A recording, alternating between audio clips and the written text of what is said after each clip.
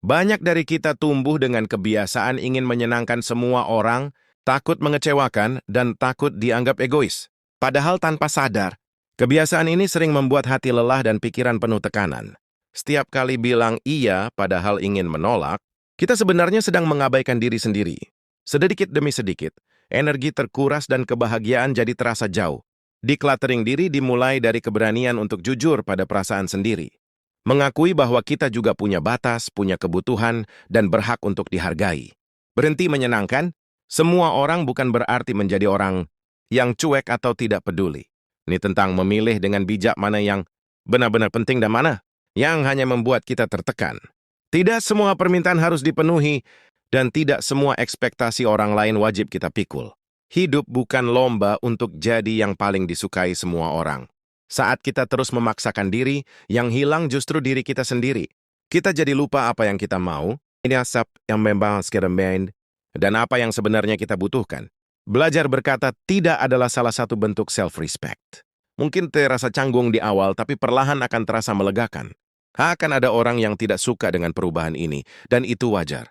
Kita tidak bisa mengontrol reaksi orang lain, tapi kita bisa menjaga ketenangan diri sendiri.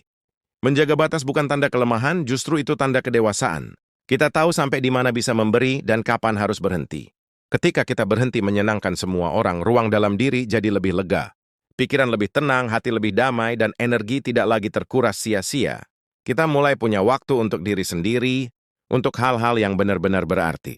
Hidup terasa lebih jujur dan lebih ringan dijalani. Tidak apa-apa jika tidak semua orang mengerti keputusan kita. Yang terpenting, kita tidak mengkhianati diri sendiri demi diterima. Decluttering diri ini bukan proses instan, tapi langkah kecil yang konsisten.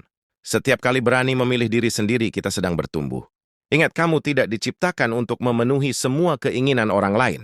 Kamu diciptakan untuk hidup dengan versi dirimu yang utuh dan sehat.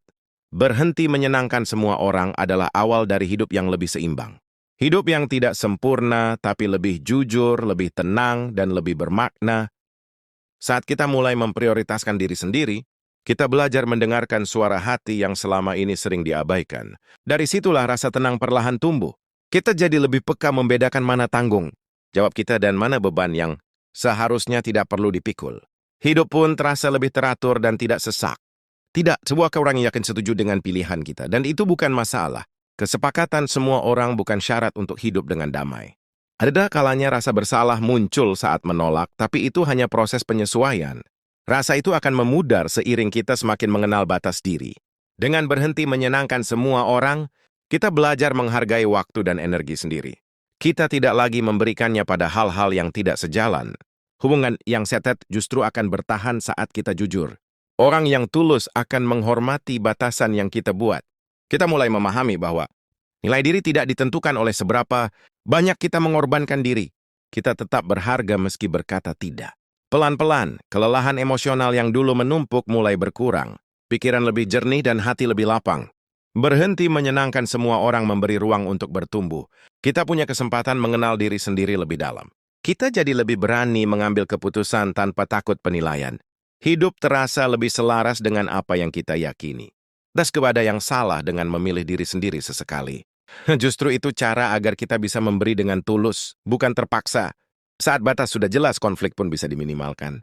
Kita tidak lagi menyimpan kecewa yang berlarut-larut. Hidup bukan tentang membuat semua orang puas, tapi tentang menjaga diri tetap utuh. Keseimbangan ini penting untuk jangka panjang. Dengan decluttering diri, kita menyingkirkan rasa takut yang tidak perlu. Yang tersisa adalah keberanian dan kejujuran. Akhirnya berhenti menyenangkan semua orang membuat kita lebih damai. Damai karena hidup dijalani sesuai dengan diri sendiri. Kita mulai menyadari bahwa kebahagiaan tidak datang dari tepuk tangan orang lain. Kebahagiaan tumbuh saat kita berdamai dengan diri sendiri. Setiap keputusan yang kita ambil dengan sadar memberi rasa percaya diri. Kita tidak lagi goyah hanya karena penilaian orang. Ada ketenangan saat kita berhenti menjelaskan diri berlebihan. Tidak semua hal perlu pembenaran. Pelan-pelan, kita belajar menerima bahwa tidak disukai semua orang adalah hal yang normal. Dan itu tidak mengurangi nilai diri kita. Dengan batas yang sehat, hidup terasa lebih jujur. Kita tidak lagi memakai topeng demi diterima. Kita jadi lebih selektif dalam memberi perhatian dan energi. Hanya hal yang bermakna yang kita jaga. Saat diri lebih terjaga, rasa lelah emosional pun berkurang. Kita punya ruang untuk bernapas. Berhenti menyenangkan semua orang membantu kita fokus pada hal yang bisa dikendalikan, yaitu sikap dan pilihan diri sendiri. Kita belajar memaafkan diri atas masa lalu yang terlalu sering mengalah. Itu bagian dari proses bertumbuh. Semakin kita mengenal diri, semakin jelas arah hidup yang ingin dituju. Kita tidak lagi mudah terseret arus. Kita mulai menikmati hidup dengan ritme yang lebih sehat. Tak terburu-buru dan tidak terpaksa.